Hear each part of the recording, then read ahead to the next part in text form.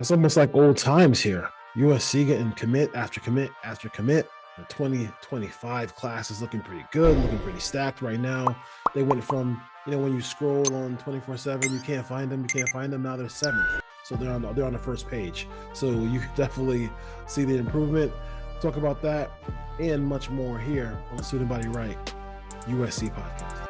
Welcome to the Put on Waivers Media Group, home of the Put on Raiders podcast and the Student Body Right podcast. This is your place for the best breakdowns and the best insight for those who fight on and bleed silver and black. Now, here are your hosts, Dwayne Douglas and Ryan Holmes. All right, Student Body Right USC podcast here. Dwayne Douglas. The first thing you got to do is rate, review, subscribe, leave a like, leave a comment. Do all those things so we can bring you that enjoyment every day.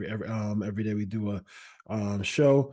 It's good to see. We talked about Coach Henney, talked about Danton Lynn. It's good to see that Anthony Jones Jr. and Doug Bell have also entered the fray here, picking up some commits for that 2025 class.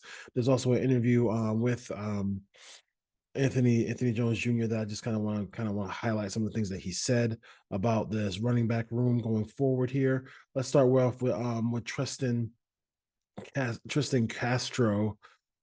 Doug Belks recruited this cornerback, Upland, I believe it was Upland, California, Upland, California, and they're big, they're long. Obviously, right now he's 160, so he got some weight to put on, obviously, but the cornerbacks, the safeties that USC has been adding, they're all big, they're all long, they're all just those prototype guys who, I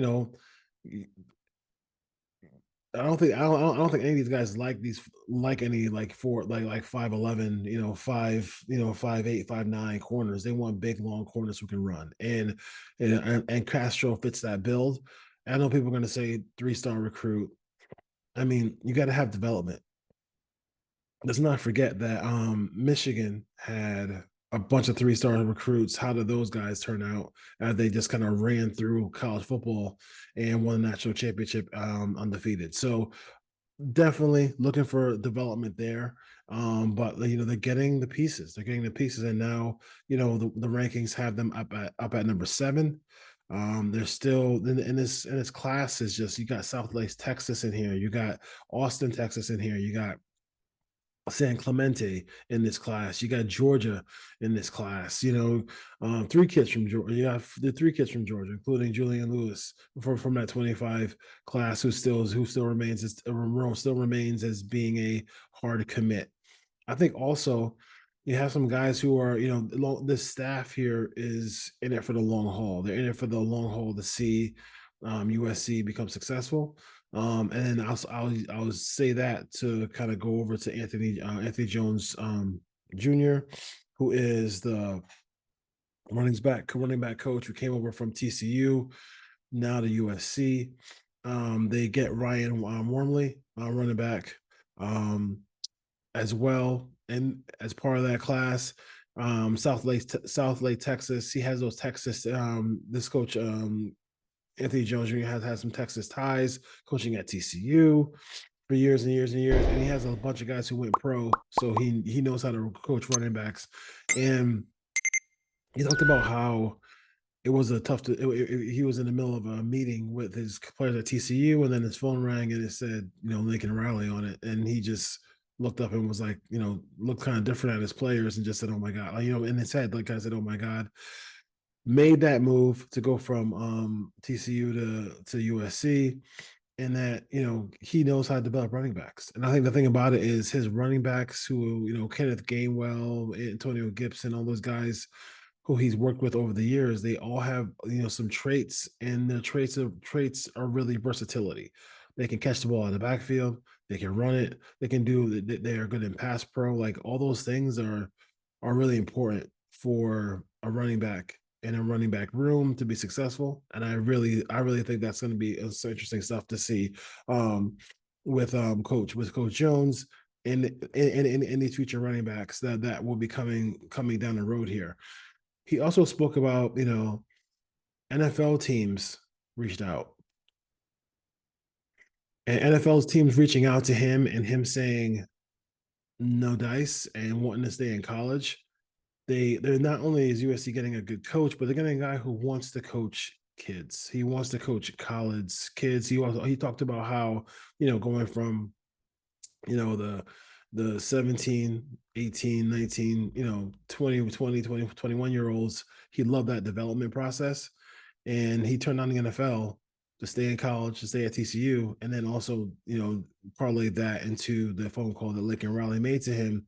And now, next thing you know, he's on a plane with his family to come and coach USC's running backs. Also made a funny joke about his wife being in love with Reggie Bush, or not. I have a crush on Reggie Bush. I don't want to overstate it, but I have a crush on Reggie Bush, and and how this was a really great opportunity to coach at one of the best schools in the nation, and that's what USC is. So,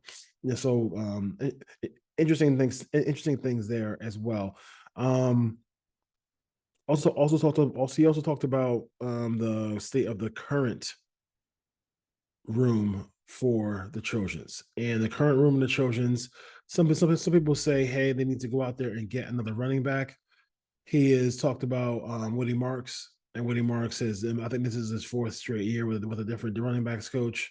So, that's something where, you got to kind of get that relationship and garner that relationship there. Hopefully, Woody Marks can become what Marshawn Lloyd was last year. He is versatile. He can do a lot of different things. So I'll look for number 4 to really do some really cool things for USC this year. But I think the guy who everybody's kind of interested in is his backup. His backup is Quentin Joyner.